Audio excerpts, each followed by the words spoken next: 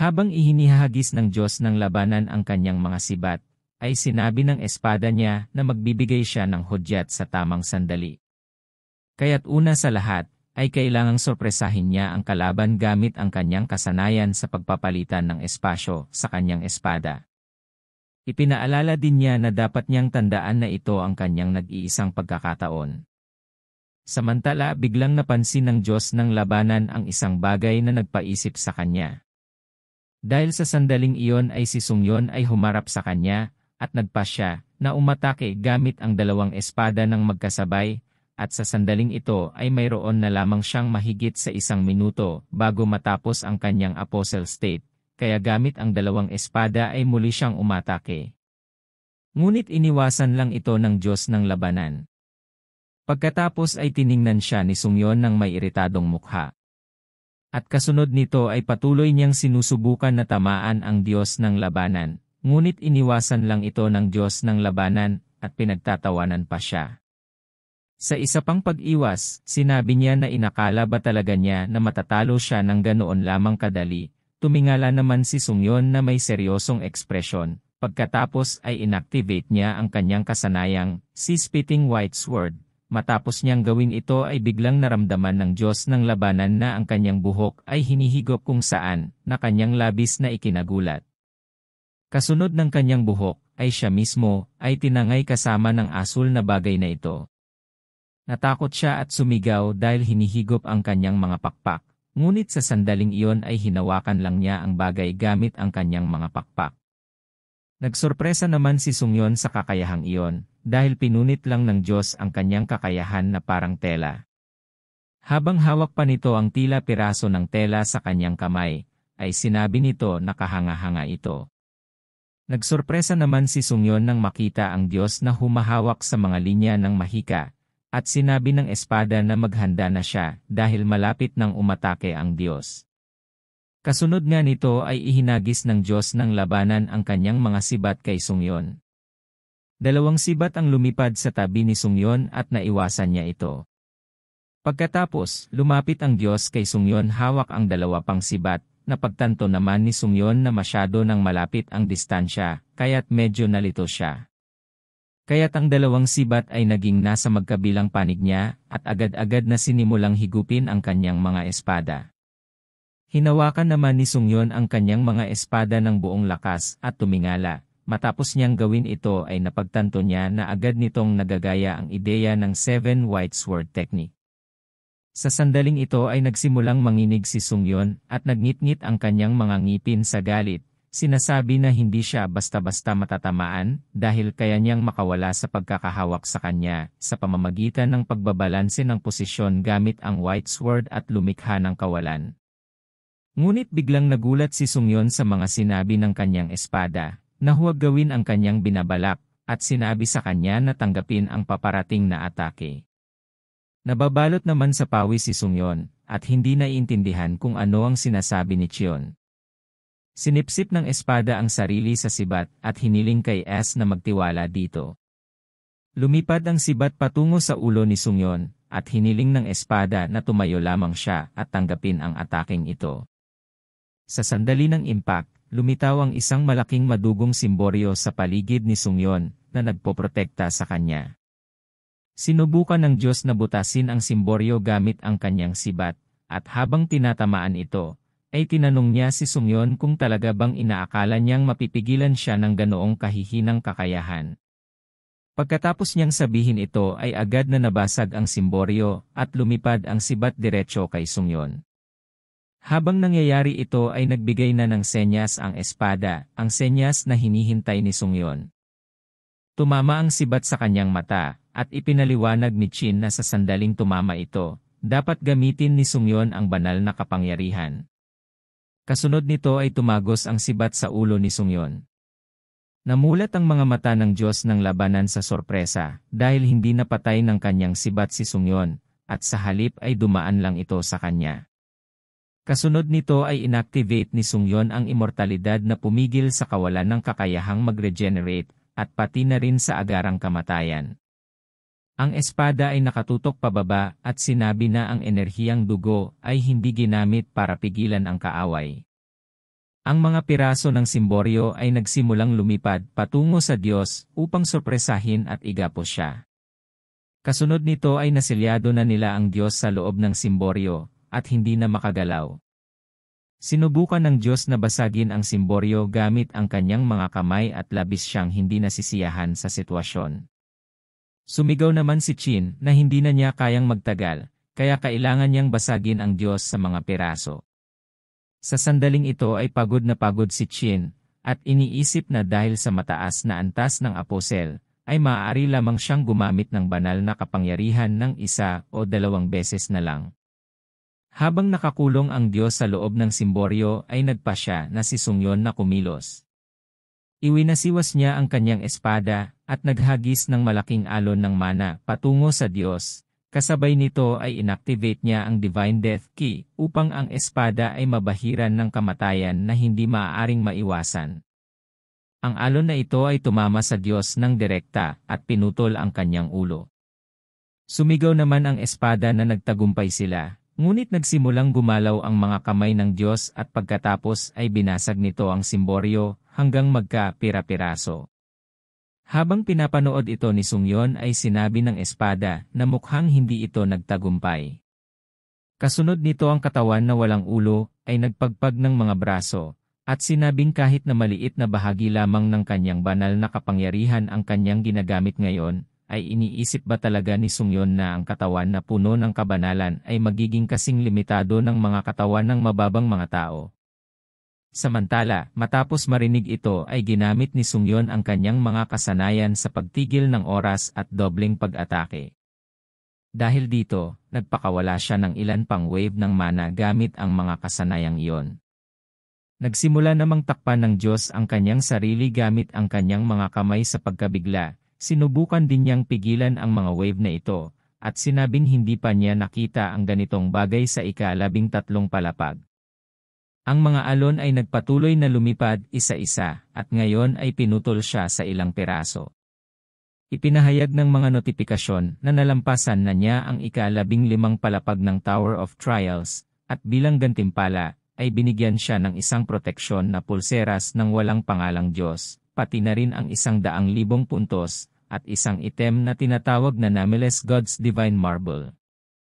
Sa sandaling ito si Sungyon ay napapagitna sa dalawang emosyon, pagkabigla at kasiyahan, ngunit naisip din niya na sa wakas ay tapos na ito. Kasunod nito ay lumipad siya pababa sa lupa, at paglapag niya, nag-crack ang buong paligid niya. Ipinaalam sa kanya na nakatanggap siya ng Resurrection Achievement, na nagpapataas ng lahat ng stats ng 4 na unit, at nakatanggap din siya ng Nemesis Achievement na muli ay nagpapataas ng lahat ng stats ng 4 na unit. Tumayo si Sungyon sa gitna ng Wasteland at binasa ang mga notifikasyon na nagsasabing lahat ng kasanayan ay na-deactivate at ang Heavenly Demon Sword ay nabawasan ng 0.5%. Tumalikod siya sa kanyang espada at tinanong kung maayos lang si Chin, ngunit wala siyang natanggap na sagot kaya siya'y naguluhan. Kasunod nito ay bigla siyang nagulat sa mga sigaw mula sa likuran niya. Isang batang babae na galit sa kanya ang lumapit, at sinasabing ano ang itsura niya ngayon at kung okay na ang lahat. Binanggit din niya na bigla siyang nakipaglaban sa isang Diyos habang nasa isang paglalakbay. Habang inaayos ng batang babae ang kanyang buhok, ay sinasabi nito na buti na lang at hindi ito isang buong paglalakbay, kung hindi, ay pareho silang namatay. Pagkatapos niyang sabihin yon, ay nahulaan ni Sungyon na si Damcheon Woo nga ito, ang kanyang espada. Nagulat si Sungyon at tinanong kung bakit tila babae siya, ngunit lalaki ang boses. Patuloy na inaayos ng babae ang kanyang buhok at sinabi sa kanya na huwag subukang tukuyin ang isang tao sa Blood Demon Church base lamang sa kasarian. Tiningnan siya ni Sungyon at sinabi na hindi niya ito gagawin. Pero tinanong din niya siya kung ito ang kanyang orihinal na anyo sa simula pa lang. Kasunod nito ay tumingin si Sungyon sa kanyang espada na may nagulat na mukha, at sumagot ito na hindi niya maaaring piliin ang kanyang anyo sa simula at hindi rin niya alam kung ano ang nangyayari dito. Ngunit pagkatapos ay tumingin siya kay Sungyon at sinabi na mayroon siyang banal na kapangyarihan na walang bakas ng isang Diyos, at marahil ay nagkaroon ito ng epekto sa kanya, ngunit iyon ay hinala lamang niya.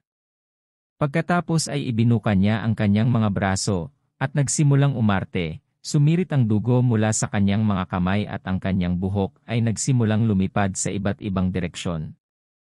Sinabi niyang hindi niya kayang panatilihin ang anyong ito ng matagal, kaya't nagpasya siyang magmadaling gawin ang dapat. Tiningnan siya ni Sungyon at tinanong kung ano ang dapat gawin, at sinabi niya ng may kumpiyansang mukha na ito ay magiging isang blood feast. Kasunod nito ay nagsimulang magtipon ang dugo mula sa lahat ng direksyon at lumipad diretsyo sa kanya, habang ang lahat ay nababalot ng dugo. Ipinahayag ng mga notifikasyon na ang dugo ay nagtaas ng antas ng ATM, pati na rin ang kasanayan sa Divinity Enhancement na nakasil din doon. Nagulat naman si Sungyon dito. Kaya tumayo sila na magkatapat at sinabi niya na ang blood feast ay ginagamit sa kanyang orihinal na anyo, kaya't mas magiging mataas ang bisa ng mga kasanayan. Habang nagugulat si Sungyon dito ay nagsimula siyang mag-inat. Sinasabing sa hinaharap ay siguradong sasabihin ni Sungyon sa kanya kung bakit bigla siyang nakipaglaban sa isang Diyos, ngunit ngayon dahil sa dami ng nangyari, siya'y nakaramdam ng antok at nais ng magpahinga. Kasunod nito ay bumalik na siya sa pagiging espada matapos magpaalam sa kanya. Samantala si Sungyon ay lumingon at lumapit sa katawan ng apostol na napira-piraso. Ngunit ay biglang nagsimulang gumalaw ang mga daliri nito.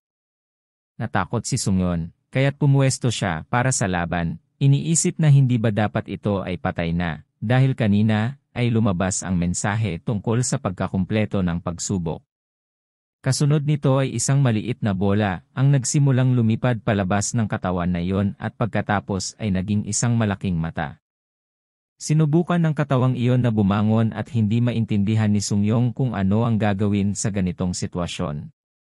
Kitang-kita sa kanyang mukha na siya ay natatakot dahil hindi pa siya nakakita ng ganitong bagay noon.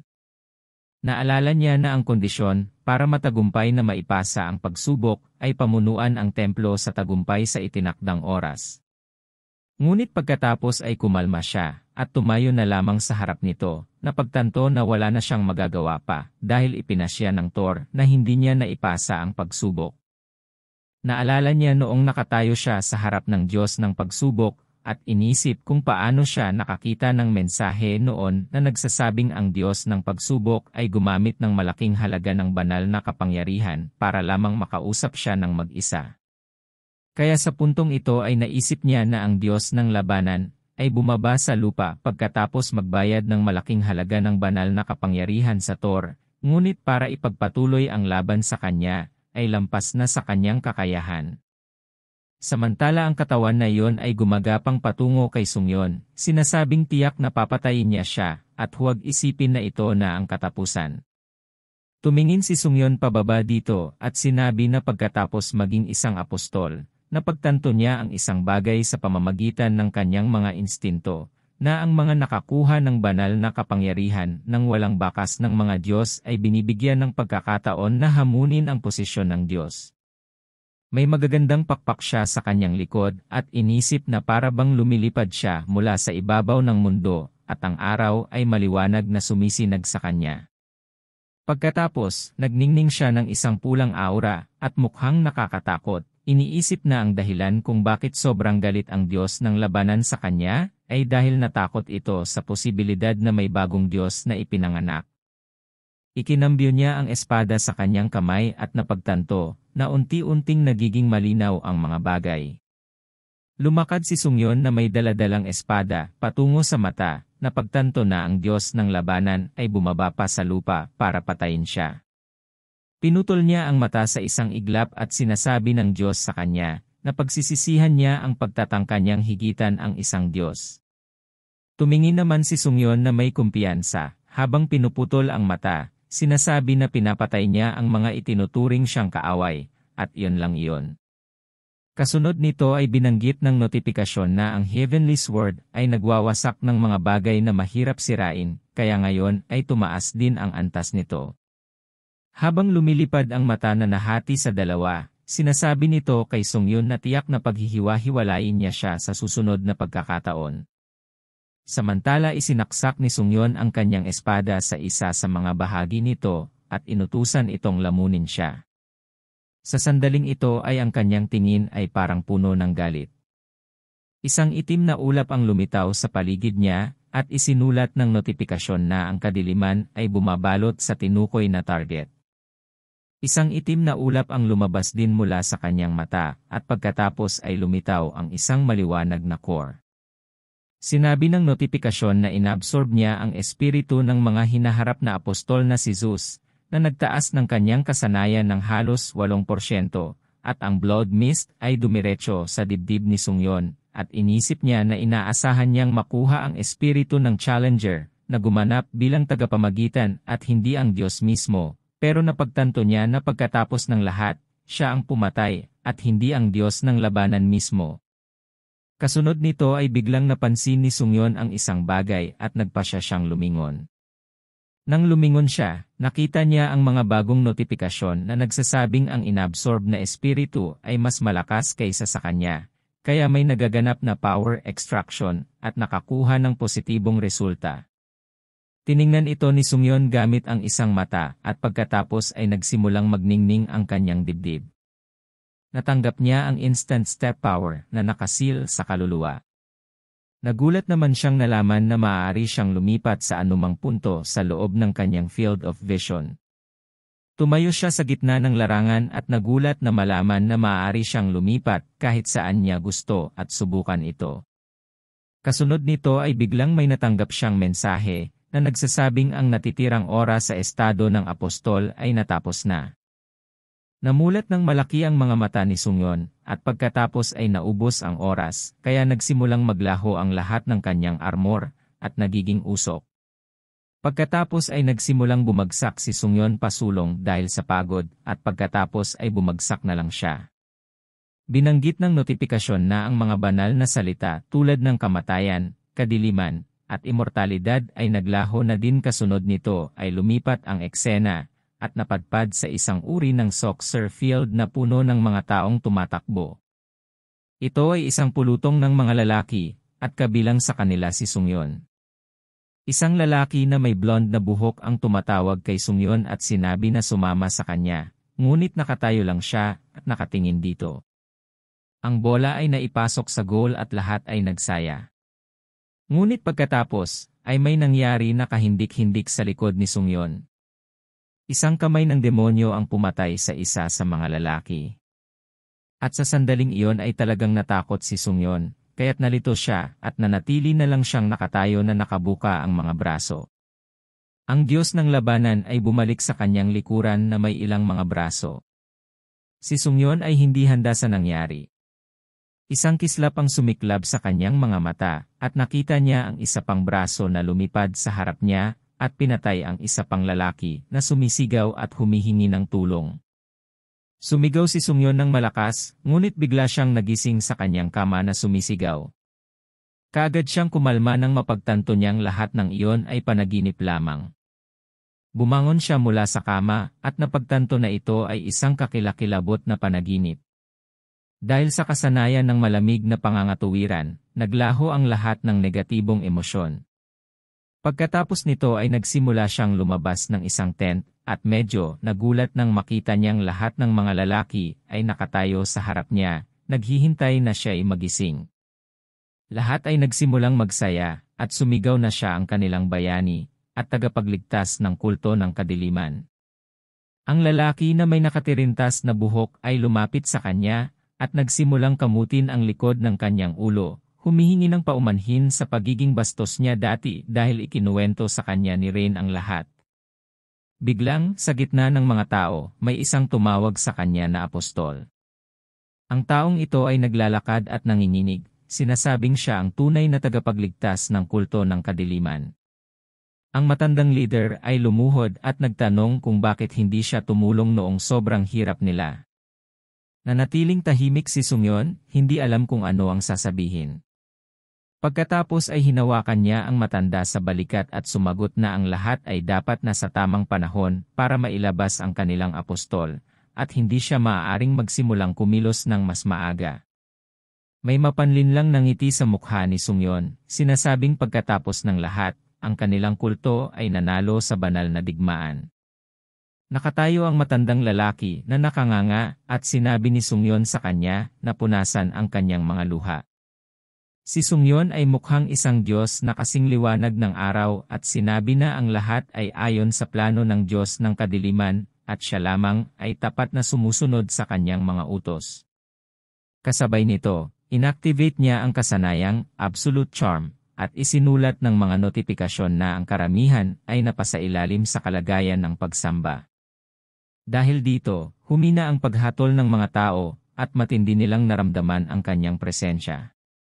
Lahat ng tao ay masayang nakikinig sa kanyang mga talumpati at tinawag siyang apostol. To be continued.